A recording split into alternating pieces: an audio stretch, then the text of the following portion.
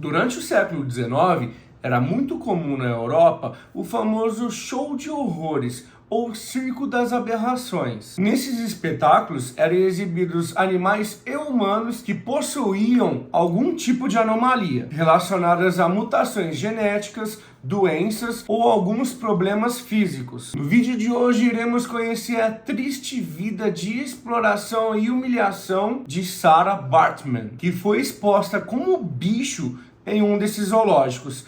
Eu sou Patrick Costa e esse é o canal 33K.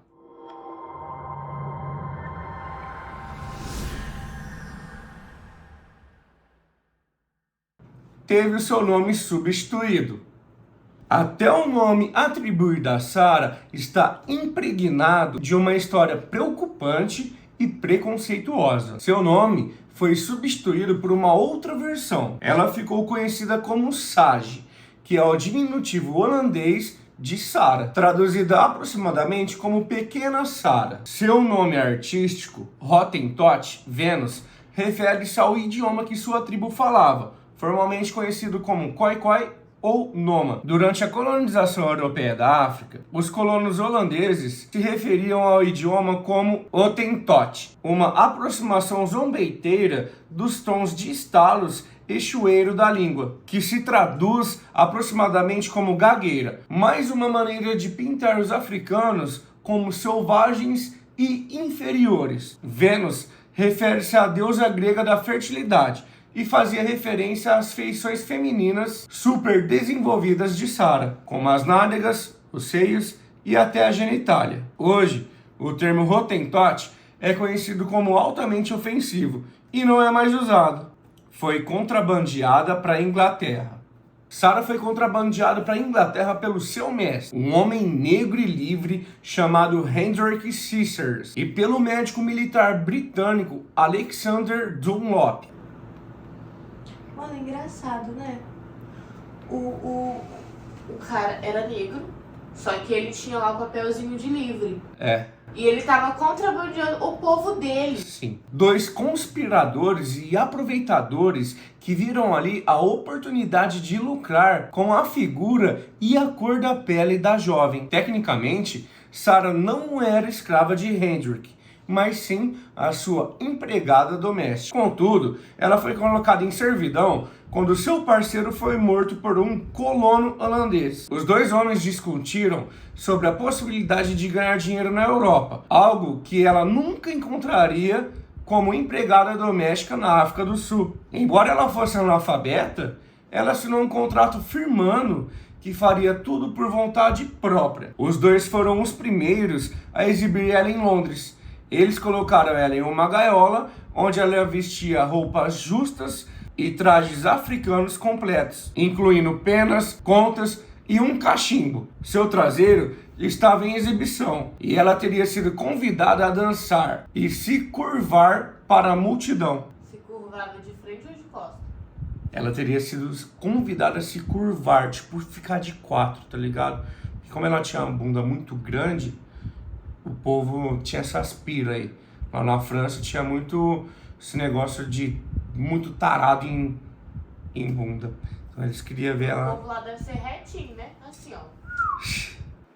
Ela sofria de uma condição médica. O público de Sarah se reuniu em grande parte para dar uma olhada substanciais em suas nádegas. Só que o que não foi mencionado é que a aparência de Sarah era comum em sua terra natal. Nas tribos Khoisan, onde a Sarah nasceu, o fenômeno da esteatopigia, ou acúmulo de gordura, é muito comum e reconhecido como marcador de saúde e beleza na cultura Khoisan. A esteatopigia também é associada aos lábios alongados, outra característica comum entre as mulheres Khoisan. Para os europeus do século XIX, essas diferenças gritantes entre eles e os africanos reforçaram ainda mais o crescente discurso racial da época e criaram um exotismo selvagem em torno do corpo feminino da mulher africana, o fascínio por nádegas grandes. Parte do sucesso de Sarah é atribuída ao fascínio da Inglaterra por nádegas grandes, no início do século 1800. Na época, a Inglaterra estava repleta de piadas e comentários desumanos a respeito do corpo de outras pessoas. Com isso, as nádegas grandes de Sarah apenas instigava a galera a querer ver ela. Assim, ela rapidamente se tornou popular. Abolicistas pediram a libertação de Sarah. Quando a Sarah chegou a Londres, em 1810, o comércio de escravo havia sido abolido 3 anos antes. Mas o tópico sobre o que fazer com os ex-escravos ainda era um pouco obscuro. Apesar disso, a presença do abolicionismo estava surgindo, e um grupo chamado Associação Africana criou uma petição para libertar Sarah, ou pelo menos investigar qualquer vínculo que a ligasse aos seus senhores. Eles acharam as performances de Sarah grotescas e desumanas, e embora o caso tenha sido julgado, não progrediu muito. A associação preocupava-se com as semelhanças marcantes entre as condições de escravidão e a forma com que a Sarah era exibida. Os 2 homens que levaram ela para a Inglaterra foram processados, mas Sarah fez uma declaração formal no tribunal de que ela estava ali por livre e espontânea vontade própria. E disse também que ela ganhou pequenas somas de dinheiro por seus atos. Ela foi vendida a um treinador de animais. Sarah acabou sendo vendida em setembro de 1814 para o Hill, que era um tratador de animais parisiense. Ele continuou com as suas apresentações normalmente, e ela foi apresentada em uma gaiola juntamente com um bebê rinoceronte. E Hill instruiu ela a posar de maneira semelhante aos animais. Dizem que ela até usou uma coleira em volta do pescoço. Ela era comparada aos animais, e essa mudança acabou abrindo a porta de um comportamento perigoso. Ela começou a beber muito, e rumores infundados afirmam que ela começou a ganhar dinheiro como prostituta. E foi aqui que ela chamou a atenção do famoso cientista francês Georges Cuvier, o cirurgião geral de Napoleão Bonaparte, e considerado um dos fundadores do naturalismo francês e da anatomia comparada. Musa científica. Logo depois de ver Sarah na exibição de Hell, Cuvier pediu para estudar ela como matéria científica, provavelmente buscando uma maior publicidade. Hell concordou, e rapidamente Sarah se tornou um assunto popular entre os cientistas franceses. E por vários dias ela foi tema de pinturas científicas. E essas pinturas científicas se tornariam monumentos à história da discriminação racial baseada na ciência. O que Cuvier realmente queria era um exame dos órgãos genitais de Sarah, a fim de inspecionar a presença dos lábios alongados. Cuvier queria confirmar sua teoria de que quanto mais primitivo o mamífero, maiores seriam os órgãos sexuais e o impulso sexual. Ou, em outras palavras, sua afirmação de que os africanos eram cientificamente mais próximos dos animais do que os outros seres humanos. Sarah se recusou a mostrar seus órgãos genitais e nunca posou totalmente nua para desempenho ou exame científico. Permaneceu em exibição até 1974.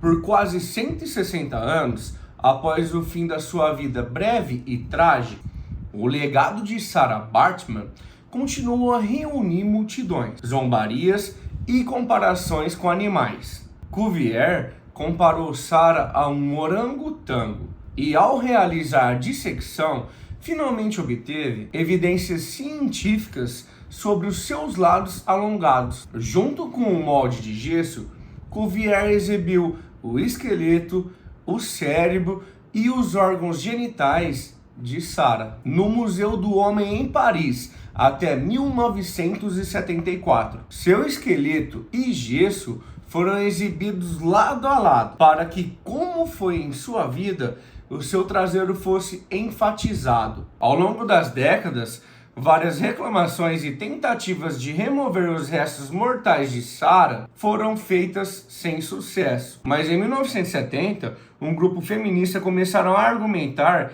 que que a exposição era destrutiva e degradante para as mulheres. Finalmente, em 1974, os restos mortais foram removidos da exibição, mas a França ainda tinha propriedade sobre eles. Levou quase 200 anos para retornar à terra natal. Antes de Nelson Mandela fazer exigências formais à França para a repatriação dos restos mortais de Sara, tentativas sem sucessos começaram já na década de 1940. E em 1994, após as eleições democráticas na África do Sul, Nelson Mandela deu início ao processo oficial de devolução dos restos mortais de Sara. E finalmente, em 2002, no Dia da Mulher, na África do Sul, seus restos mortais foram sepultados. Ela foi enterrada em Ronquei, no vale do rio Gontons, origem de seu nascimento, quase 200 anos após a sua morte solitária. Que história triste, hein, meus amigos? Tadinha dela. Foi conseguir descansar após 200 anos a sua morte. Terrível, né? Mas me diz aí nos comentários, meus anjos, o que vocês acharam dessa historinha. O nosso vídeo de hoje vai ficando por aqui. Beijos. Tamo junto, é nóis.